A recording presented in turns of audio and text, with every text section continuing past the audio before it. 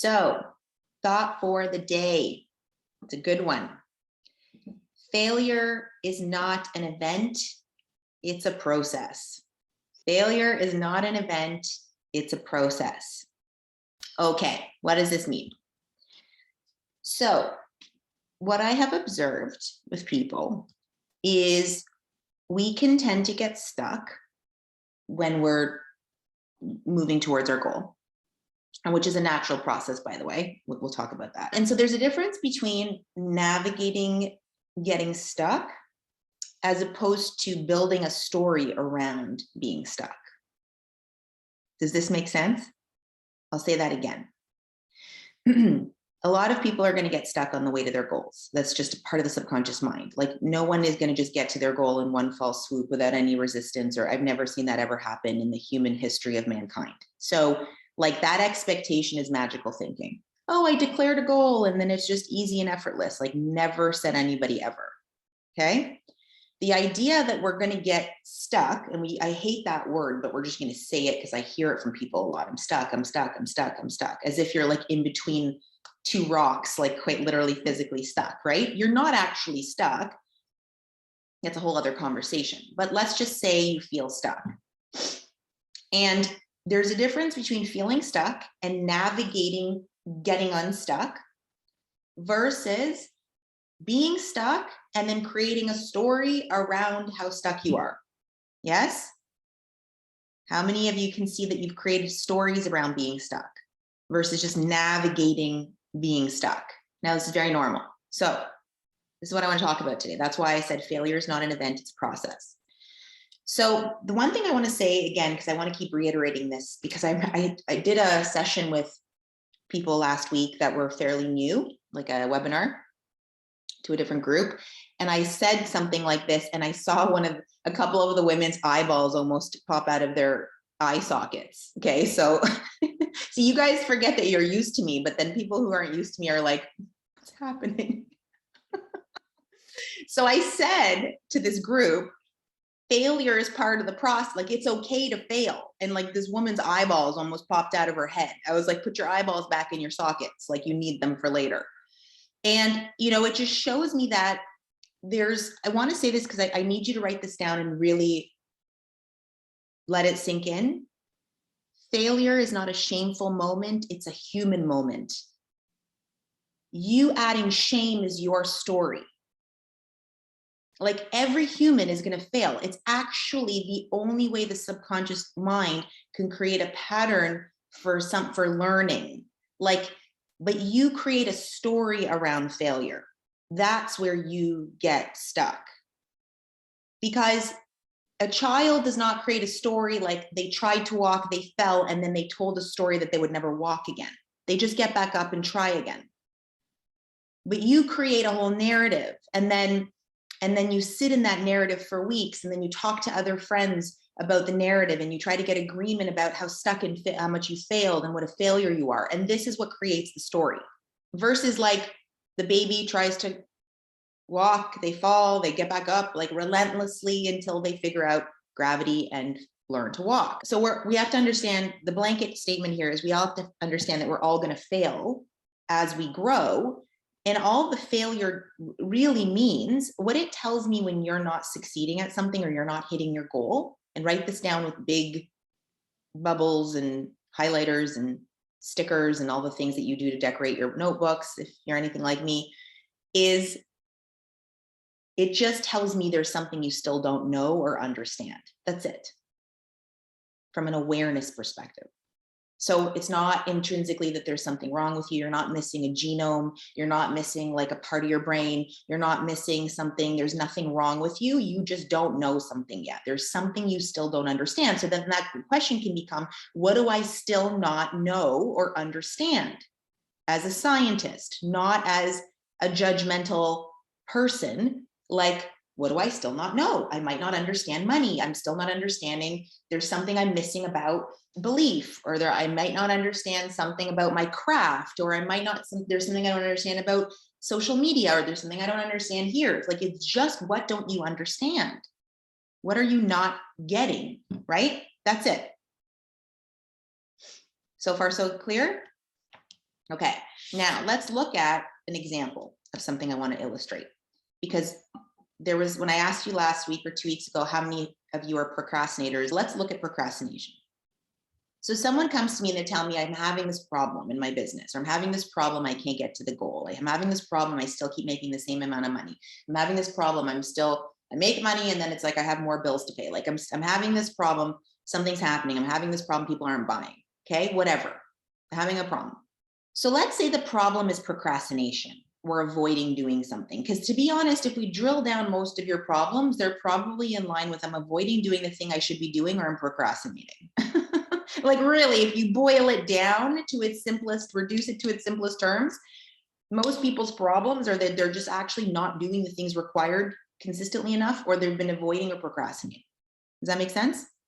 Let's just use procrastination as an example, just to keep it clear. So let's say your problem is that you're procrastinating on doing something towards your goal. And the most obvious question that people could ask is, well, what's causing the procrastination? And so you might sit there and say, well, I don't feel like it, or blah, blah, blah. But I'm more interested, and this is where I really want you to get what I want you to get today, is that it's not just the procrastination in that moment, but all of the times you procrastinated before that, all the triggers that have happened before the moment where you procrastinated. Does this make sense? This is my point, that it's not an event, it's a process. It's like the trigger is the procrastination, but what is all of the stockpiled information that you have well in advance that led you to that procrastination? So it's just obvious in that moment, I don't feel like it, I'm avoiding it, I don't want to, but it's like you've stockpiled evidence well before that one time, and now you're just reacting to that one thing that's a trigger, which tends to be like the breaking point for people. Does that make sense? So write this down. In all my years of studying this and teaching and being taught and mentorship and all the things we've talked about, and this came up somewhere in the Q&A yesterday as well for one of the groups. Someone said, at what point do you know you should quit? Like you've tried enough and it's not working. And this is what I want you to understand. In all of my years, I have never seen someone fail because they couldn't have it, or didn't. It's not that they failed, they quit. That's what happens. You rarely fail at something. If you keep going, you'll succeed, but you don't, you quit. So that's what looks like failure. We do the whole, well, how do we know God didn't want us to have it, or like it would have happened. We create a whole narrative. We do some thought thinking exercises. We create stories. But the truth is, I've very rarely ever seen someone fail, but really what they did was quit. Does that make sense? Because the truth is, if you do it enough to its completion, its gestation period, the law says it has to happen. But because you are a thinking being and we're storytellers in our mind, we literally create evidence and stockpile information to then give us permission to procrastinate and avoid. And then we tell stories about the procrastination. And then now we're in this whole storytelling exercise. Yes? So there's 3 ways that we quit. There's 3 ways that deal with this process. Okay.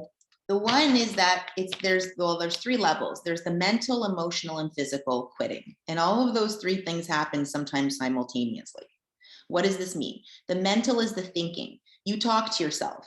You'll be like, I'll do it later. It doesn't really matter right now. But like think about all the ways that you think and talk to yourself when you're procrastinating or you're not doing the thing you're meant to be doing. Okay, I'm going to do it later. I'm tired. Oh, so you don't even say this out loud. You're thinking this in your head. So there's the thinking mental aspect, which is part of the process of quitting. It's like part of the process of why we fail is really because we've now set up the situation where we're talking ourselves out of doing something continuously. Yeah? That makes sense? Okay. The second and very important part is the emotional part. We're feeling beings. So it's like how we feel in that moment. So very much what I hear people say is, I don't feel like doing it. And that is what? The greatest justification for why they don't. And women especially, because how do I say this? Not that we feel more than men, but we typically are more aware of our feelings than men. So we use our feelings not always for the positive, but we use it as a catalyst for why we don't do something. Yes? I don't feel like it. Okay. So you got the mental chatter, which is like you're talking yourself out of it, and then you don't feel like it. And then physically you start to take actions in the wrong direction. So a sign is like you're physically, rather than picking up the phone to have the sales conversation, you're watching Netflix instead, or you're shuffling papers around on your desk, looking busy, doing something that's not productive. Like you're doing something in the opposite direction. So this is all signs that you're like in this process of about to quit. Okay. So I'm going to give you a tool, a really important tool that's going to turn it around. And here's where you have to catch it. Guess where you have to catch the process? Put it in the chat. Actually, I want to see if you understand. So I'm going to give you a tool that you're going to use, but you have to know when you have to use it, because it's too late if you're already watching Netflix, like eating potato chips. Like, where do you have to catch it? In the thinking. Yeah. So more specifically, yeah, the thinking is correct, but it's more specifically in the storytelling. When you start to tell yourself stories, you're all very good storytellers. It's a very compelling story. You should probably write a book about it. But Adele, you don't understand. Story, I'll do it later. It's something important. Like storytelling and evidence and storytelling. Yeah, other people can do this, but not me. Exactly. Storytelling, it's no problem. I'll do it later. Storytelling, like people don't buy on this date and this time and this year and this century and this portal and this, like, it's like, honestly, I've heard every story of mankind. Like, you can't tell me a story I haven't heard or told myself, actually, quite honestly. And you all think like your story is the only story and you're only person that has that story. Okay. So when you're in storytelling, so actually for a second, each of you think about, what does storytelling look like for you? What is because you need to know how to catch it. What's your telltale, oh shit, I'm in storytelling moment? Write this down. That's a big lie. It's a very big deal to your subconscious mind. It's all a big deal. It's all a big deal. Yeah, maybe it's not meant for me. That's the biggest lie from the pit of hell I've ever heard. And God doesn't want me to have it. Storytelling, like fabricated stories. You're trying to be someone you're not, right? Storytelling. Okay, so when you start telling your story, immediately, so catch yourself, you're thinking to yourself. That's how you know. You're thinking to yourself, oh God, this, that, it's other people, blah, blah, blah, blah. It's not that big of a deal. I'll do it tomorrow. I'll do it next week. Yada, yada, yada, yada. I don't have time. I'm tired. The dog died. Someone got COVID. The kid didn't sleep. Storytelling. Catch yourself and ask this question instead. Write this down. What is the consequence of not following through right now? And write out the consequence. What is the consequence of not doing it or following through, or like whatever what is the consequence of not taking action, of not doing it, of not and you write it out. So you're writing, and then you make some notes. What are the consequences? Like, work them through in your mind. Don't just give me theoretical consequences. Like the consequences, I can't pay my bills. The consequences, I can't go on the vacation I wanted to. The consequences, I'm never going to meet the person I want. The consequences is next time I'm going to have to work double as hard because I didn't do it this time. What are the consequences? This creates a different pattern in your mind. Does that make sense? So rather than building evidence, stockpiling evidence about the story, you're now saying, what are the consequences? Well, the consequences are, if I don't do it now, I'm going to have to do it on the weekend, at which point I'm not going to be able to go hang out with my family or actually do the things that bring me joy. And then the next time the sales cycle happens, I'm going to have to do triple the amount of work to get the amount of sales I need to pay my bills. Ooh, that's a consequence. So then you do it now. Does this make sense? You actually want to work through the consequences for yourself, because not feeling like it is like, it's the greatest permission slip for a lot of us. But the truth is, you're never going to feel like it. Next time, it's going to be even harder because you've got last time plus this time plus that time. So the tool is, the minute you're in your storytelling, like wow, and then write out, What is the consequence of not following through right now? I'm going to feel bad about myself. I'm going to feel guilty. I'm going to have more to do next time. And then go do the thing. Got it? Lay another damn brick. Exactly.